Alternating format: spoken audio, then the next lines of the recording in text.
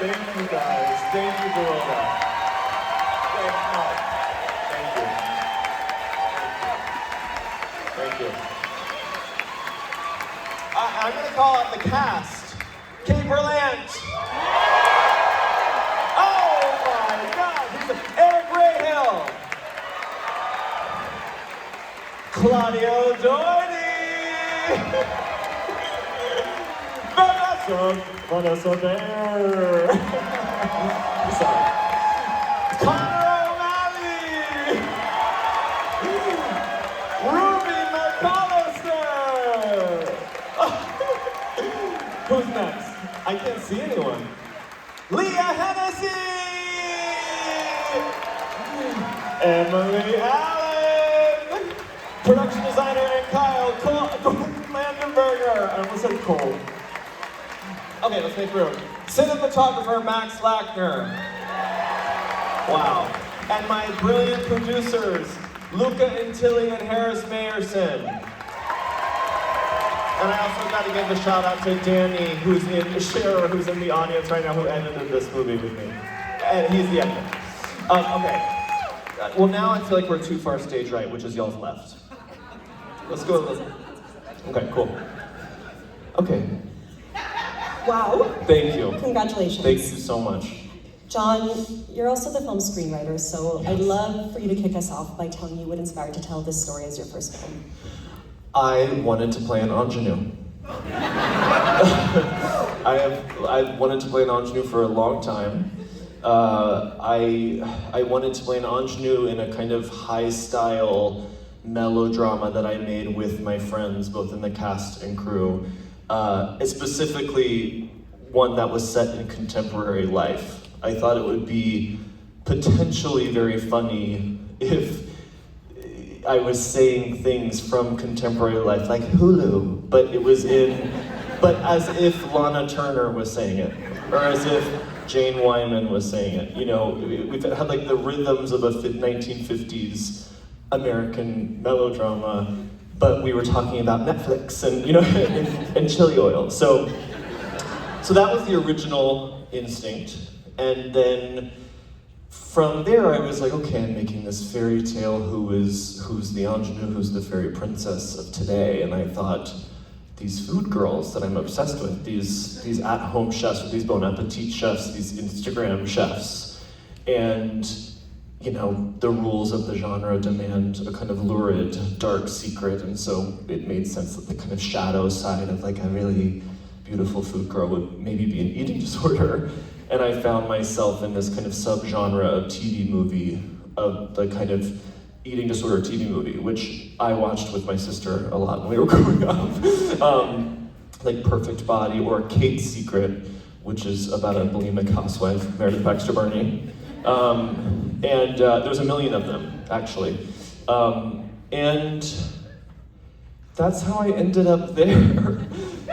Yeah. No, I mean, it's a parody, but also about a very serious topic. But I was really struck by how sensitive you are, especially to how Maddie's filmed and how it's not overdone, her disorder. Yeah. Could you talk about that choice a little bit? Well, I don't know if you're referring to this. One thing I'm very pleased with is we always preserved her dignity. We never actually show any vomiting.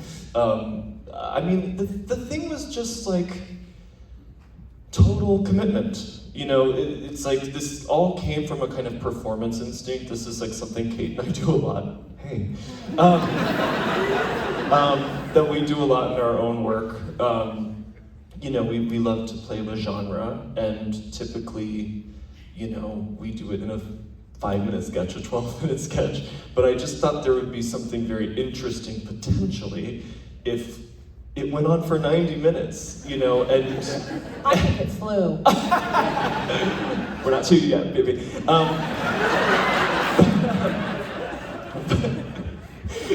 But I thought it would be so funny and maybe potentially very compelling and emotionally strange and mysterious and beautiful even if we just all committed. So I can't really speak to the kind of sensitivity because I really was just trying to do the style. Like we were trying to really go full, like the stakes of those TV movies, they are Greek. you know, they're not light fare. And so I just wrote something that had kind of, every scene had some giant turn, and then I cast these people that I did not have to explain to them in any way. Like, I thought I was gonna be holding their hands, like kind of explaining the tone, and you know, we're really taking it serious. And I didn't have to say a word. They all completely understood the balance. Well, there's no balance, they just committed. They just totally committed. And it was terrifying and thrilling, and we filmed it so quickly we didn't have time to get self-conscious about it. And then I was in the edit and I was like, oops. Like, I was like, I've made something very intense and vulnerable, and that's how I felt when I was writing it. I'll wrap this up. When I They're here for you. Okay. When I started writing the movie, I first was kind of in this sing-songy kind of satire, but that lasted for about 5 pages, and then I was like weeping. And I've never had an experience like that. Because I was allowing myself, I think, to be very kind of big-hearted and dumb, you know, and it was wild. I was like, the whole time. It was crazy. It was crazy. Well, you're amazing as Maddie, and I do want to give big regards to the entire ensemble. Everyone's phenomenal. Unbelievable.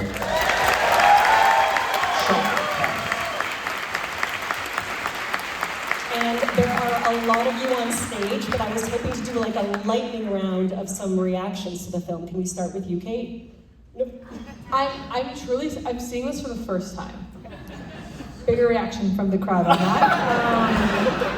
I'm so completely blown away. Hi, I love you. Thank you. And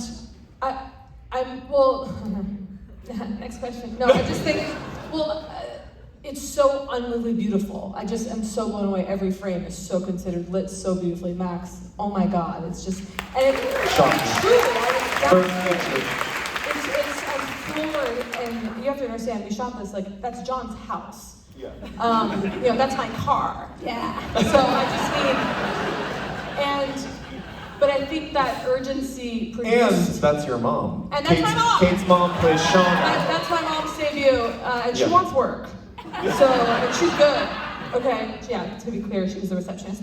But I made you hit on. Yeah, and the woman I hit on, that's my mother. And yeah. So we're both available for work.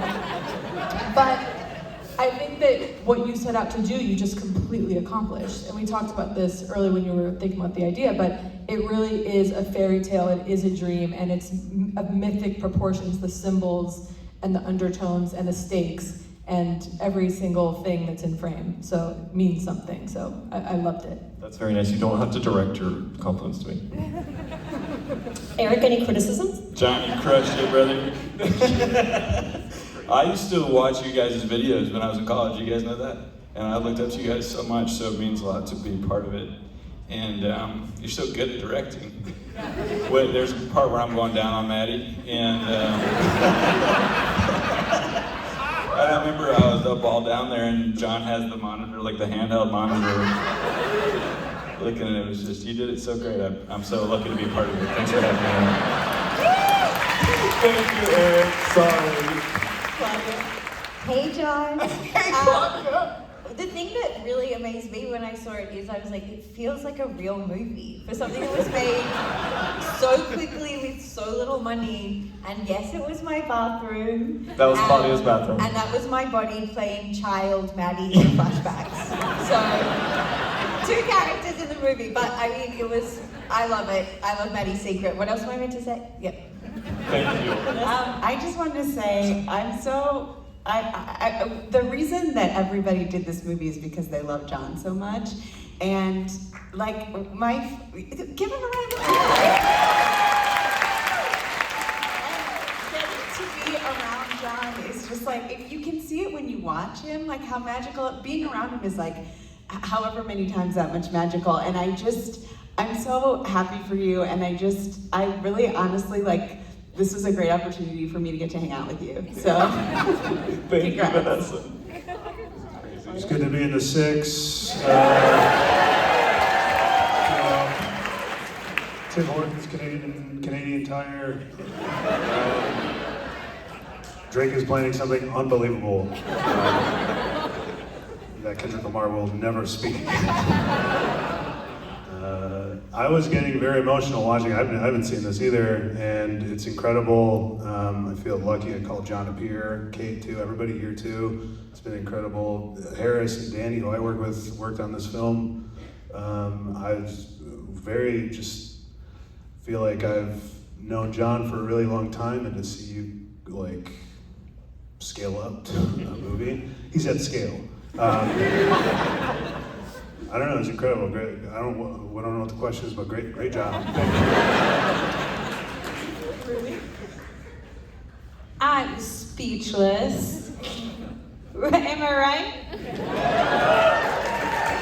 I love this movie so much. I can't believe I'm in this movie. I can't believe I was a part of this movie.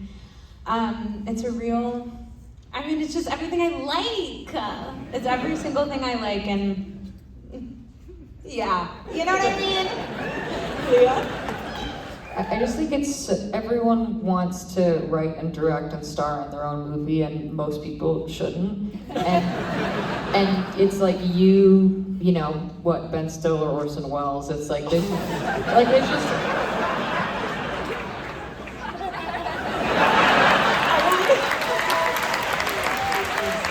This is my wedding. yes, I also I loved this movie so much. I love that it respects the intelligence of the audience. It doesn't tell you when it's funny and you should be laughing, and when it's sad and you should be crying. And sometimes some of the funniest moments, I was also stifling tears watching it today. And John Early is the Douglas Sirk of millennial alt comedy.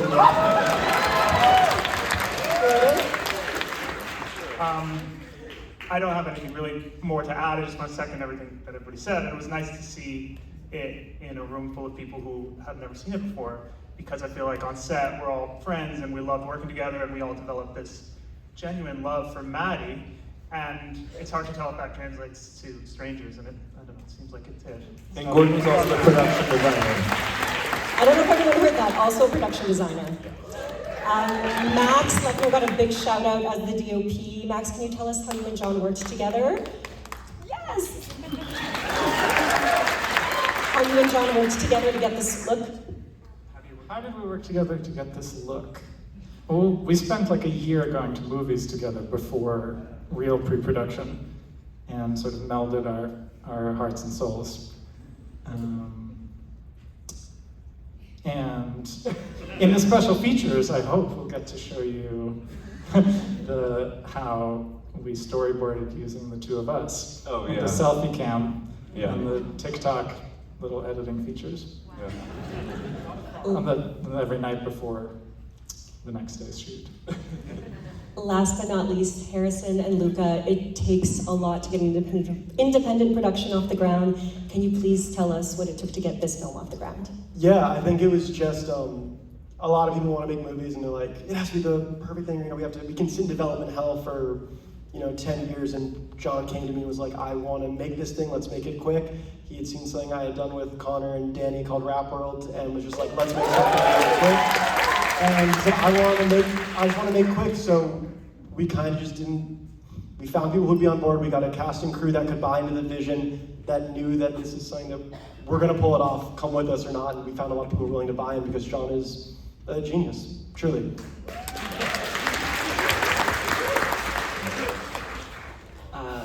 Yeah, I echo that. I mean, I think that our job is really just to believe in something that isn't yet fully proven. And I think what's hard today is just the amount of proof people seem to need. Like, John is very much a genius and has made so much incredible work, and so it was a no-brainer, and I think that was true for everybody who came on board and supported the movie. John, I want to come back to you. We're running low on Q&A time, but I want to give you the final word. Oh my God. I mean, do you have any prompt, any last curiosity? Well, I mean, you put together this whole family, and I'm genuinely curious, did you write the film with them in mind? Did you already have this family in mind? Did it take you a while to assemble? What was the production like for you? The whole kind of, it was like the ethos almost came before the idea. You know, it was just like, I want to make a movie with my friends. And so yeah, I was writing to people's strengths. I knew Kate, for example, is like the master of the kind of Glenn Close, Jennifer Jason Leigh thing. And so that's who her character had to be, and that totally informed the story. And you know, yeah, it was people who influenced the story. Yeah. I would also like to know, because I said at the beginning that, you know, TV movies were how a lot of us grew up on cinema. I lived in a town that didn't have a movie theater, for example, so like this was my entryway. And I would just love for you to express your passion for some of those films and what inspires you. Well, what's so amazing about those movies is they have baked deep in them, even if they're very cheap and tawdry, they have baked in them the like echoes of 50s melodramas. They have like a kind of like, they're all on location, they don't have big studio sets or big studio lighting, but they still have this reverence for old melodramas. And so there's something very, I think, very moving about them underneath maybe some of their, I mean, one thing I think is very funny about TV movies, especially when they are like, in this kind of eating disorder genre where they're kind of, they're pretending to be moral and they're pretending to be educational, and it's for like American families to gather around the TV and learn about the horrors of bulimia, you know, but like for like good American families to learn about this new condition, you know, but they're so perverse. And they're like incredibly perverse. They often really sexualize the lead girl, who's playing, you know, a high schooler. So when I was watching these, like for example, Perfect Body, starring Amy Jo Johnson, I expect everyone to stand up. She plays a gymnast, and it's really beautifully shot. And when I saw it, that even though Kate's Secret is more structurally, content-wise inspiring to this movie, Perfect Body is the one where I was like, this is like a Paul Verhoeven movie. I was like, this feels like Starship Troopers or Showgirls, and so I was like, oh my God, that's it. And that's where the kind of tone came from, was Perfect Body, because she's like a good girl and everyone's like obsessed with her, and like, you know, and but it's very lurid and like kind of, again, it's just. I don't know.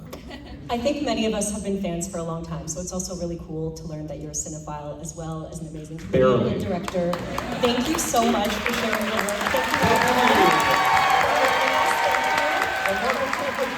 I should have made you come up here. Thank you guys so much. That was a treat.